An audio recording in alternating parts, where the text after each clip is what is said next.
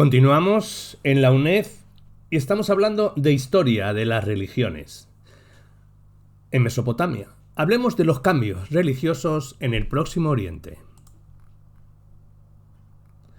El estudio de la religión parte de la observación de la experiencia religiosa, es decir, en palabras de William James, de la observación de los sentimientos y actos de hombres individuales, tal y como se perciben a sí mismos cuando están en relación con cualquier cosa que consideran divina.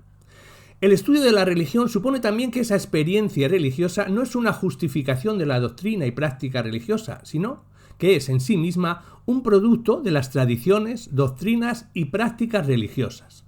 El estudio de la religión supone también implícitamente saber qué es la religión, es decir, presupone una definición de la religión. ¿Es esta una empresa harto difícil? Hay definiciones claramente inadecuadas o problemáticas por su vaguedad y ambigüedad.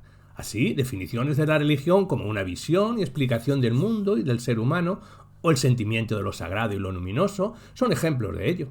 Estas definiciones no son solamente imprecisas, sino también de un sentido demasiado amplio. Por ejemplo, si la religión se define como una visión y explicación del mundo y del ser humano, la religión podría ser cualquier teoría filosófica o pseudofilosófica. Lo mismo puede decirse en las definiciones de religión que precisan el término como cierto tipo de experiencia, por ejemplo, el sentimiento de absoluta dependencia del ser humano respecto a un ser superior. Estas definiciones son de poca utilidad, debido a la vaguedad de los términos experiencia o sentimiento. Hay también definiciones de religión que son demasiado restrictivas o limitadas. La religión, como creencia en Dios, es un buen ejemplo. Aunque esta definición incluiría todas las religiones monoteístas, excluiría todas las religiones politeístas o las religiones sin ningún Dios. Desde un punto de vista, y siguiendo a Piñero Sáenz, una definición suficientemente adecuada podría ser: la religión es un sistema de creencias y prácticas que están en relación con seres sobrehumanos. Esta definición evita definir la religión como un tipo especial de experiencia o visión del mundo, y subraya que las religiones son sistemas o estructuras que se componen de unos tipos específicos de creencias y prácticas que están en relación con seres sobrehumanos. Estos serían entidades que son capaces de hacer cosas que los mortales no pueden. Son conocidos por sus actos y poderes milagrosos que los separan de los humanos. Pueden ser masculinos o femeninos o andróginos. No es necesario que sean dioses o diosas, sino que puedan adoptar la forma de algún antepasado capaz de influir en las vidas. Pueden tomar la forma de espíritus benéficos o maléficos que causan beneficio o daño a una persona o a una comunidad. Esta definición postula, además, que dichos seres sobrehumanos están específicamente en relación con creencias y prácticas, mitos y ritos. Sin embargo, si definimos así la religión, muchas personas que se consideran a sí mismos religiosas no se sentirían muy cómodas con este corsé.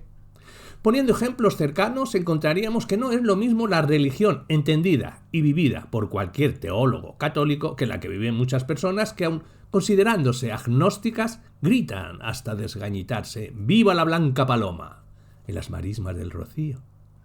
Tampoco es la misma la religión oficial de muchos estados confesionales, cristianos, musulmanes, judíos o budistas, que el conjunto de creencias, muchas veces supersticiosas, que profesan los súbditos de esos mismos estados. Ni es igual la religión católica entendida por un habitante que del altiplano andino que por un obrero metalúrgico alemán. Incluso dentro del catolicismo más ortodoxo, muchas personas consiguen compaginar sus creencias en meigas, cabelas ailas, santas, compañas o duendes del bosque. La religión escapa, por tanto, a cualquier definición. Incluso cualquier acercamiento honrado siempre será parcial, fragmentario y en muchas ocasiones poco clarificador, dada la complejidad de lo que constituye el fenómeno que llamamos religión. Así, partiendo de esta evidencia de complejidad, se hace aún más difícil abordar el análisis de religiones que aparecieron hace más de 6.000 años, que evolucionaron durante casi 4.000 y que finalmente no cuentan hoy con ningún creyente conocido. Así que, ¿de qué vamos a hablar cuando hablamos en todo este trabajo de religión? ¿De la religión oficial? ¿De las diferentes creencias personales? ¿De las diferencias regionales o locales? ¿De evolución de prácticas, ritos y creencias a lo largo del tiempo? Demostrado está que la pertinencia de la pregunta viene a la parte en la que intentaremos hacer un repaso por lo que diferentes autores han considerado la religión y los diferentes enfoques que se pueden plantear al acercarse a dicho fenómeno en la actualidad. El estudio de la religión es un marco académico, no teológico, es un fenómeno moderno. tiene sus raíces en la Ilustración, el desarrollo de las ciencias físicas y culturales y el descubrimiento de otras culturas. Nació dentro de un espíritu de curiosidad intelectual que permitió a los eruditos estudiar la religión desde el punto de vista de un observador, un punto de vista que no era necesariamente religioso ni antirreligioso. La meta fue describir, comparar y explicar la historia y evolución de la religión, su diversidad y su persistencia en todas las culturas, ya que no se puede concebir la vida social humana sin las creencias y valores íntimos que por lo menos a corto plazo impulsan nuestras relaciones con otras personas y con otras naturalezas. La cuestión del origen de la religión, junto a la de su función, se planteó en el siglo XIX, de una doble manera. ¿Por qué y cómo se origina la religión?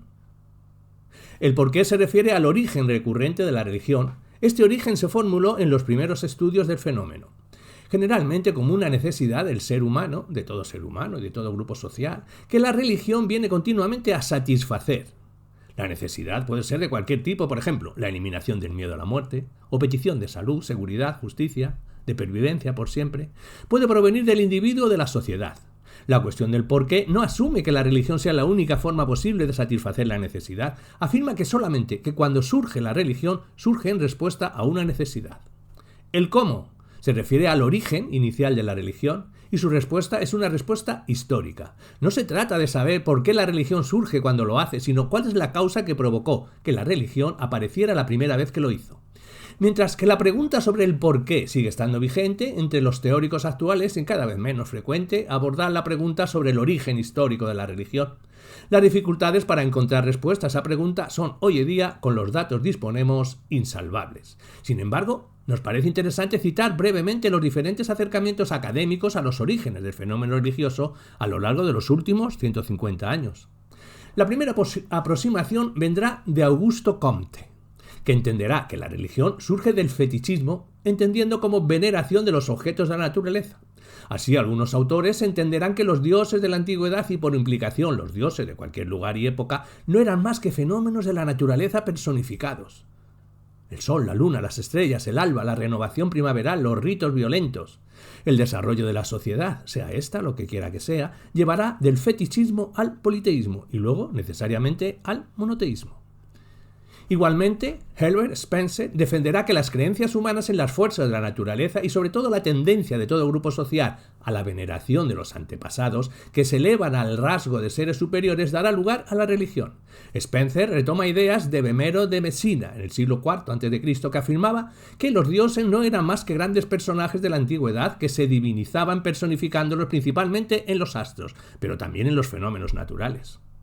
Edward Taylor fue el primero en plantear que todo lo que hay de netamente religioso en la mente humana tiene su base en el animismo, creencia de que los hombres comparten el mundo con una población de seres extraordinarios, extracorpóreos, en su mayoría invisibles, que comprende desde las almas y los espíritus hasta los santos y las hadas, los ángeles y querubines, los demonios, genios, diablos y dioses. Ese animismo surge de dos experiencias concretas y que todos los humanos tenemos y que vemos que hay una gran diferencia entre la movilidad de los vivos y la inmovilidad de los muertos. Además, durante los sueños, el cuerpo permanece en la cama y sin embargo otra parte de nosotros se levanta, habla con la gente, incluso viaja a tierras lejanas, vuela y hace cosas que seríamos incapaces de hacer en nuestra vida diaria. De la conjunción de ambas experiencias, los hombres más antiguos exageran la idea de un alma. Y sí, y nosotros tenemos alma. ¿Por qué no han de tenerla los animales, el río, los astros? Todos esos seres se mueven tan bien como los seres humanos, y si el mundo está repleto de esas almas, que pueden hacer cosas fabulosas, ¿por qué no intentar tenerlas de nuestra parte para que favorezcan nuestros intereses? Así, esas creencias pasan del animismo a la personificación de la naturaleza, el politeísmo, al monoteísmo y finalmente a la metafísica. Así puede explicarse fácilmente la identificación de muchos dioses antiguos de Egipto y Mesopotamia con animales, astros o fenómenos naturales. La siguiente aportación vendrá de James Frege. Según él, el género humano es un conjunto que pasa por 3 estados de desarrollo intelectual, de la magia a la religión y de la religión a la ciencia, esquema que puede proceder de las fases del Comte, la teología de la metafísica y la positiva. La magia presupone la capacidad del ser humano para manipular directamente el mundo. Cuando se hace evidente que esa manipulación no se produce, surgirá la religión que sustituirá las leyes mágicas de la naturaleza por dioses, es decir, seres espirituales que pueden ayudar al hombre. Las fallas de la religión en su cometido de manipular el mundo conducirán a la ciencia. Varios autores rechazaron las hipótesis anteriores, sobre todo de Taylor y Fraser, partiendo de un postulado que consideraban básico. La religión es un hecho social. En concreto, Durkheim afirma la absoluta prevalencia de lo social en el hecho religioso. La religión se impone desde lo social como la lengua que se habla. No se elige individualmente, sino que es el grupo al que pertenece el que la transmite como el resto de conductas y creencias. La religión, al igual que el lenguaje, es tradicional, general y obligatoria. Es un fenómeno colectivo, autónomo y objetivo. La religión surge con el toteísmo. La religión surge en las reuniones del clan, como celebración de la identidad colectiva. El tótem no es otra cosa que el clan mismo, personificado y representado para la imaginación, bajo la forma visible del animal o vegetal que sirve de tótem. Así, la esencia y el alma de la religión es la idea de grupo social. Max Weber, a diferencia de otros autores de esta corriente, piensa que el origen de la religión no es único ni idéntico para todos los grupos sociales. La religión surge para satisfacer necesidades, que en última instancia son siempre físicas, y con el tiempo evoluciona para proporcionar un sentido a la vida. Todos los seres humanos sienten la discrepancia entre sus expectativas y su experiencia, y de esa discrepancia surge el deseo de encontrar un sentido. A partir de la forma original de la original, que para Weber es la forma mágica, surgen grupos de adoradores que forman un culto, y de ese culto, por evolución del mago, nacerá el sacerdocio. De ese sacerdocio, como profesión, surgirá una explicación del mundo, una teodicea o metafísica religiosa, y de ahí los dioses fijos son caracteres y atribuciones prefijadas. Los caracteres de los dioses surgirán del grupo social en el que esos dioses nacen y consecuentemente evolucionarán de forma paralela a la evolución de ese grupo social. Esto podría explicar, por ejemplo, los cambios que pueden observarse en las religiones del Próximo Oriente Antiguo.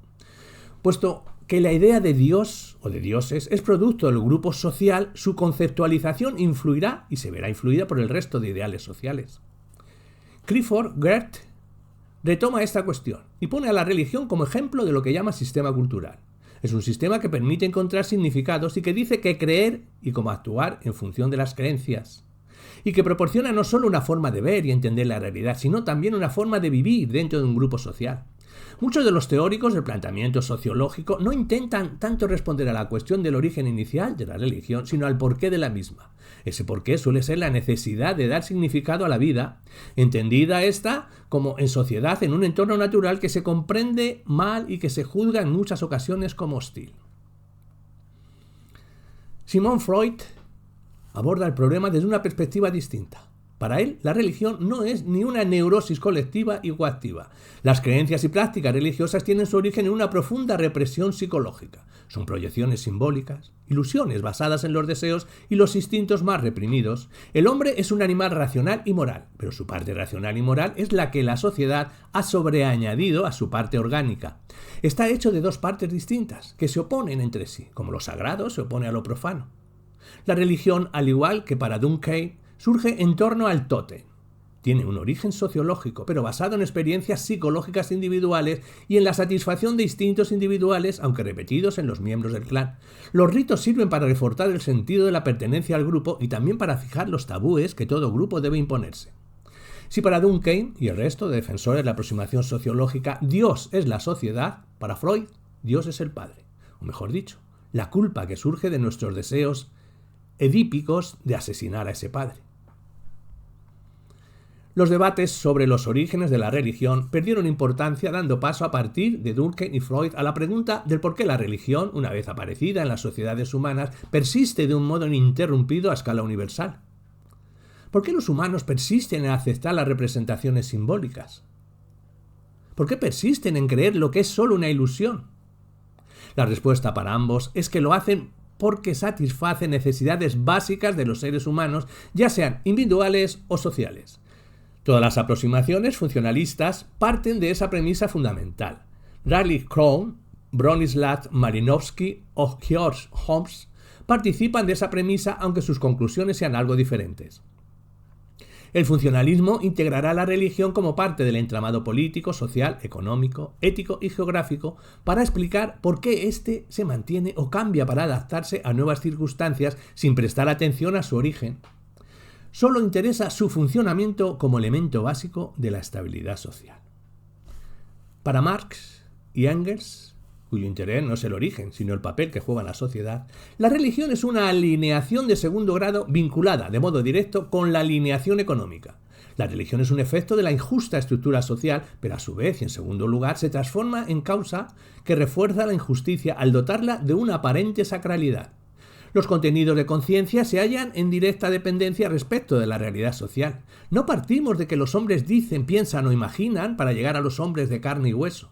Partimos de los hombres realmente activos y estudiamos el desarrollo de los reflejos y ecos ecológicos de sus verdaderos procesos vitales como nacidos de estos procesos vitales.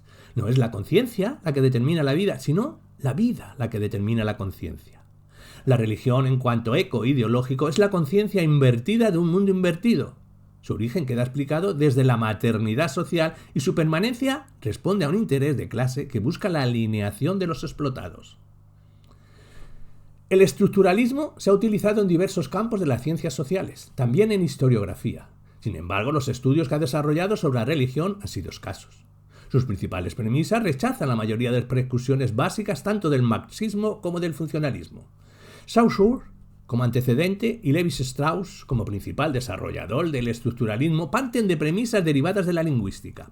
El estructuralismo rechaza todas las nociones de religión como algo dado por la experiencia inmediata, responde a estructuras mentales internas, que son las que interesa desvelar.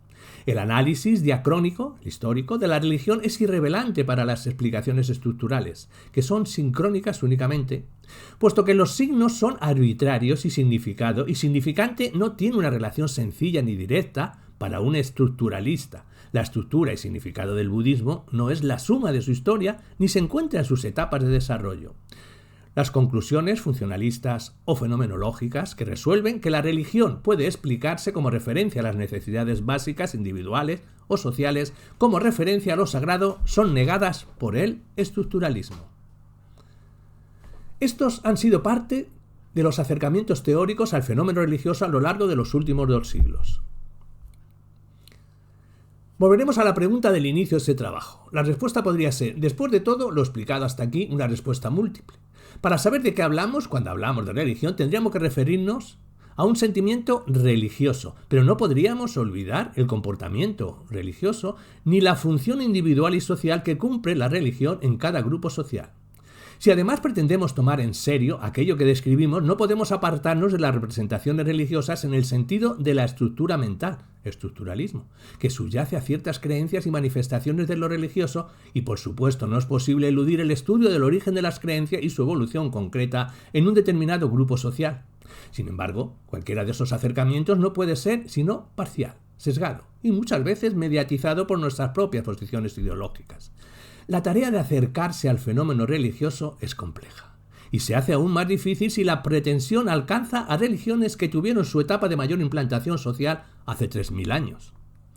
Es difícil afirmar que cualquier religión tan lejana en el tiempo pueda ser todavía objeto de un conocimiento indirecto suficientemente seguro, ya que las fuentes de que disponemos, sobre todo las documentales, han de ser leídas e interpretadas como fruto de posiciones ideológicas concretas, con intenciones concretas y como reflejo de principios no solo religiosos, sino también políticos y sociales determinados. Ante tanta ingente tarea y de resultados tan inciertos, avanzamos de entrada que el modo de acercamiento que utilizaremos al describir la religión del Próximo Oriente Antiguo en el primer milenio no nos interesa tanto una descripción exhaustiva de las diversas variantes regionales de la religión, sino hacer un acercamiento a sus diferencias y similitudes y sobre todo a las novedades que surgen en este periodo de tiempo como respuesta a nuevas situaciones sociales, políticas y ambientales. Todo pueblo en el Próximo Oriente Antiguo va unido a la religión. aunque sería más adecuado hablar de una unión a un sistema de cultos y sobre todo a un sistema de cultos locales. No existe una verdadera religión como sistema teológico unificado, sino una multiplicidad de cultos locales que se articulan en sistemas integradores diversos en función de los vaivenes políticos. Tanto Egipto como Mesopotamia presentan una amalgama de cultos locales con dioses diversos, que van adquiriendo más o menos relevancia según los designios del poder político de turno. Dioses que tienen distintos significados en distintas regiones o que presentan rasgos comunes bajo aspectos diversos según la ciudad o la época. En su mayor parte provienen de cultos locales, surgidos de la personificación de fuerzas naturales o de aspectos del mundo que no tienen explicación racional. Progresivamente esos dioses se van antropomorfizando, de forma que en todo el Próximo Oriente, en el primer milenio a.C., persiste una representación doble de la divinidad como animal o fuerza natural y como ser humano, a excepción de Israel y del mazdeísmo persa. La antropomorfización conlleva que los dioses, sobre todo en Egipto, tienen lo que podríamos llamar un ciclo biográfico natural, con un nacimiento, infancia y madurez, llegando a envejecer e incluso a pasar por el trance de la muerte. Mesopotamia realizará el proceso completo de antropomorfización, de forma que, según Botero, los dioses eran lo bastante humanos para serlo a veces demasiado, y hacer suyas no solo nuestras habilidades, sino también nuestras faltas. No existe un panteón único, ya que cada ciudad tiene sus propios dioses, a los que se unen además las deidades familiares. Tampoco existe una ordenación única y coherente del mundo divino. Este es abigarrado y asistemático y se producen fenómenos recurrentes del sincretismo que se asocian a las distintas potencias regionales que ocupan sucesivamente porciones grandes del territorio. El panteón va evolucionando en función de los vaivenes políticos, sociales, de forma que nuevos dioses surgen o se modifican dioses antiguos mientras otros desaparecen.